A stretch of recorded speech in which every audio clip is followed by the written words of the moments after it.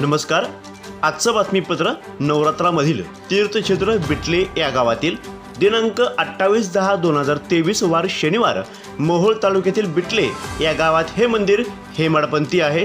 हे मंदिर पुरातन काळातील आहे. या गावात यमाई देवीची यात्रा दरवर्षीप्रमाणे भरत असते. या यात्रेमध्ये भाविक भक्त मोठ्या संख्येने उपस्थित होत असतात. या मंदिरामध्ये भाविक भक्त दुरून दुरून येत असतात. प्रत्येकाचा अनुभव सांगत असतात. ही यमाई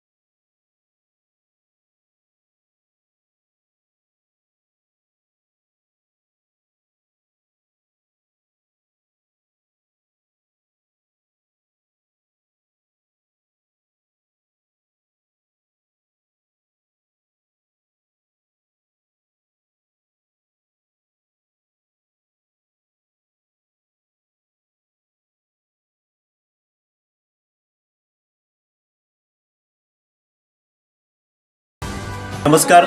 प्रतिनिधी राहुल गुरव गौडगाव. आज आपण आलो आहोत बिटलं या गावामध्ये. तर हे आहे मोहोळ तालुक्यातील बिटलं गाव आहे. यमाई मंदिर आपण बघत आहात. प्राचीन मंदिर आहे आणि या मंदिराचा संपूर्ण व्हिडिओ आम्ही तुम्हाला दाखवणार आहोत. हा व्हिडिओ तुम्ही संपूर्ण पहा. या मंदिराची संपूर्ण माहिती इथल्या पुजारी काकासाहेबांची संपूर्ण माहिती घेणार आहोत. प्रतिनिधी राहुल गुरव डी.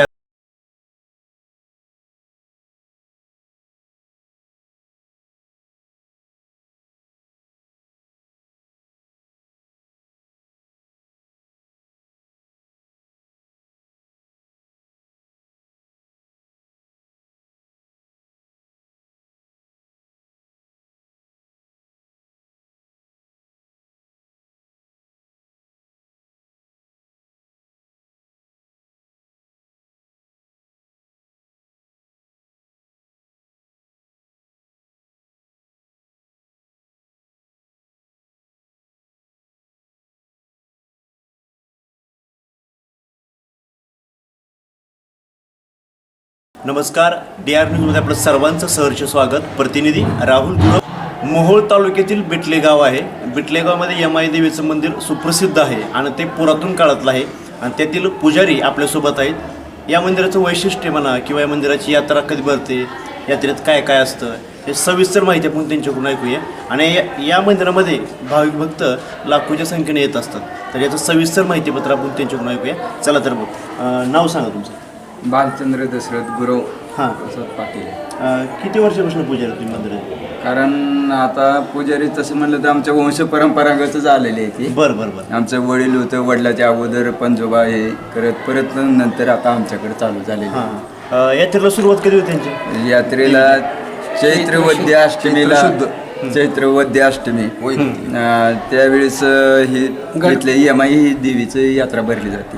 त्याच्या अगोदर तेल लागलं जातं. पौर्णिमेला तेल लागतंय, नंतर अष्टमीला यात्रा भरते. आणि त्या यात्रेमध्ये बाकीचे इतर निवद, नारळ, बाळगोपाळ, बाहेरचे खेळणे हे ते बाकी पाळणं हे ते येते. ते भरपूर माणसं आसपास हे मोहोळ तालुक्यातील आसपासची जी माणसं आहेत ती पूर्ण इथं हे देवीसाठी नैवेद्य दाखवण्यासाठी त्या दिवशी येतात. या देवीच्या यात्रेसाठी कमीत कमी किती भाविक भक्त येत असतात दरवर्षी?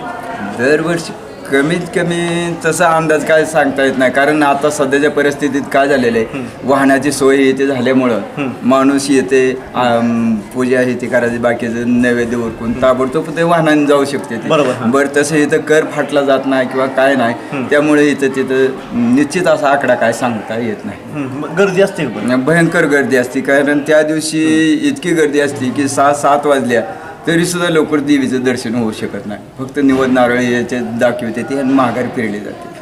आणि रात्रीच्याला त्या दिवशीच रात्रीच्याला छबिना निघाला जातो. तो मुख्य देवीची जी मुख्य मूर्ती आहे आतली, तो देवीच्या कल्लोळापर्यंत ती वाजत गाजत नेली जाते आणि तिथं नंतर दारोगोळा हे ते उडवून आरतीची करून तिथून परत माघारी आणली जाते असे त्या दिवसाचे. आणि दुसऱ्या दिवशी शिळी अष्टी म्हणून जे काय राहिलेले असते ते केलेले असते ते येऊन इथं नैवेद्य नारळ हे ते दाखवून परत जाऊ शकतात. मला सांगा तुम्ही हे मंदिर फार जुनं आहे पुरातन काळात, हे मडपंथी मंदिर आहे बरोबर? नाही, पुरातत्व काळातील माणसं जी येऊन गेले ती इथे भेटून इकडून त्यांनी असं सांगितलेलं होतं की ही देवस्थान जे आहे याचा इतिहास भयंकर महागडला खोच आहे. 5,000 वर्षे किंवा 500-600 वर्षाच्या ह्याच्या आतला हे देऊळ नाही. कारण त्यांनी असं ह्याच्यात निष्कर्ष काढला होता की हे देवीचं जी फाडी आहे त्या ह्या फाडीवरून त्यांनी असं केलं की हे 9 फाडीचं देऊळ आहे. 9 फाडी आणि पूर्ण पाषाणाचं असल्यामुळं हे 700 वर्षापूर्वीचं देऊळ असलं पाहिजे ते असं त्यांचा अंदाज आहे. कारण इतर देवळं जी आहेत ती 5 फाडी 6 फाडी महादेवाचं देऊळ हे ते बाकी इतर देवळं जी आहेत ती 5 फाडी 6 फाडीचं येते. असे परिसर किंवा असे ह्याच्यातलं उंचीचं देऊळ हे आपल्या ह्याच्यात म्हणजे 700 वर्षापूर्वीचं असलं पाहिजे ते असा त्यांचा अंदाज झालेला आहे. आणि असं एक सांगितलं जातं की ही देवी नवसाला पावणारी आहे. कारण जागृत देवस्थान असल्यामुळं ही देवी बरेचसे म्हणजे प्रत्येक भक्ताला ही नवसाला पावली जाते आणि त्याचा अनुभव ही प्रत्येक जण इथे येऊन परत त्याची जे बोललेला आहे. कारण इथं कौल लावला जात नाही किंवा काय नाही, तो जो भक्त बोलतो त्याची मनोकामना पूर्ण झाल्यानंतर इथे येऊन त्याचे नवस फेडून जाते. अजून काय सांगते? अजून नंतर हे देवीचं आषाढ महिन्यात आषाढ महिन्यामध्ये जी पौर्णिमा येते त्या पौर्णिमेला ही देवीची पालखी आपल्या मोकाई म्हणून तिची बहीण आहे आमच्या मोकाई माळाला त्या ठिकाणी आषाढ महिन्याचं आपलं बाल गोपाळ हे ती समधी पालखी तिथं जाते आणि तिथं गेल्यानंतर वनभोजन जे असतं ते आषाढ महिन्यातलं ते तिथं सर्वजण करतात. तिथं पालखी दिवसभर थांबली जाते, तिथं भंडारा हे ते काढते ती. नंतर संपूर्ण शाळेतली मुलं शाळा किंवा इतर शिक्षक इतर गावकरी भरपूर तिथं संख्येने जाते आणि तिथून नंतर 5 वाजता येते. आणि ते अशी येते की दरवर्षी त्या आषाढ महिन्या पौर्णिमेला येताना किंवा जाताना ही पाऊसही पडला जातो. थोडा फार का होणार पण पालखी ही भिजली थोडी जाते. म्हणजे पालखीची मिरवणूक असली की त्या दिवशी पाऊस येतो. पालखीची मिरवणूक ही इथली परंतु आषाढ महिन्यातली जी पौर्णिमा आहे त्या पौर्णिमेला हा थोडाफार पाऊस येतच दरवर्षी. हे चांगला पूर्वीपासूनचा आम्हाला अनुभव आहे. आणि नंतर दसऱ्याच्या वेळेस 9 दिवस ही पूजा अर्चा बाकी नवरत्नात पहाटे 4 वाजल्यापासून बाकीचे गावातले हे ते भरपूर माणसं येते. कारण आरतीला इथे परगावची अनगरची म्हणा मलिकपेठ मोहोळकडली सकाळी आरतीला हे ते लवकर येते. आणि शिलंगणा दिवशी आमची पालखी नगर दोंड्याकडे तिकडे जाते आणि त्या ठिकाणी तिथं जाऊन सर्व गावातली मंडळी किंवा बाकी इतर आलेले आहेत तिथं नंतर जवळजवळ 11-11:30 वाजते ते पालखी इथनं वाजत गाजत जाते.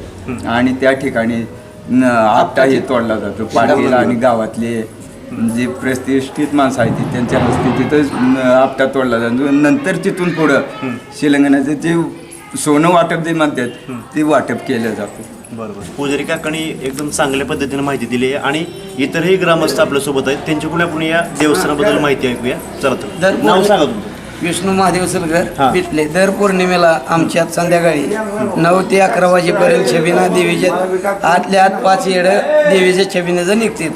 ढोल आरतीची गाणी म्हणत नाचत वाजत गाजत दर पौर्णिमेला 12 पौर्णिमा ही आमच्या देवीचा छबिना निघतोच. दर पौर्णिमेला किती दिवस यात्रा असते या गावाची? यात्रा तशी 1-2च दिवस असते पण दर पौर्णिमेला छबिना निघतो. दर पौर्णिमेला 5 फेऱ्या देवीच्या घालून आणि परत प्रसाद महाप्रसाद खिरीचा केला जातो. दिवसा आपला खिरीचा प्रसाद खाऊन जातात लोक. बरोबर. पण संध्याकाळी मात्र 9 ते 11-12 वाजेपर्यंत छबिना ढोल हे आपलं सगळं काय कार्यक्रम वाजत गाजत नाचत देवीच्या आतल्या आत 5 प्रदक्षिणा देवी बाहेर काढून पालखीमध्ये घालून 5 प्रदक्षिणा. या यात्रेच्या दरम्यान किती म्हणजे लोकसंख्येत असते दर्शनासाठी? दर्शनाचं भाविक भक्तासाठी तरी 100-500 माणूस येतं संध्याकाळी. लहान लेकरं जाणती मूल रोज का? रोज काही 100-200 येते ती. नाही यात्रेच्या दरम्यान. यात्रे दरम्यान जास्त येते. पण आता म्हणजे दर पौर्णिमेला 500 माणूस असतं सरासरी. बरोबर. हॅलो नमस्कार. मी यावलकर जगन्नाथ मल्लिकार्जुन राहणार बिटली तालुका मोहोळ. आमच्या या यमाई देवीचं मंदिराचं जीर्णोद्धाराचं काम माननीय आमदार राजनजी पाटील हनगरकर यांनी त्यांच्या आमदार निधीतून जवळजवळ 10 ते 15 वर्षात पूर्ण मंदिराचं काम एकदम चांगल्यारीत्या सुंदररित्या करून घेतलेला आहे. हा परिसर एकदम दिव्य रम्य भव्य वाटत आहे. प्रत्येकजण या ठिकाणी आल्यानंतर या कामाचं आमदार साहेबाचं कौतुक करतात, त्याबद्दल त्यांना धन्यवाद देतात. यमाई देवी हे जागृत देवस्थान आहे. सर्वजण या ठिकाणी आल्यानंतर त्यांना जे काय त्यांच्या इच्छा असलेल्या त्या आमच्या देवी माता पूर्ण करतात आणि हा त्याचा प्रत्येकाला अनुभव येतो. आई यमाई मातेचं प्राचीन मंदिर आहे. आता ह्याचा इतिहास आमच्या देवबापांनी सांगितला.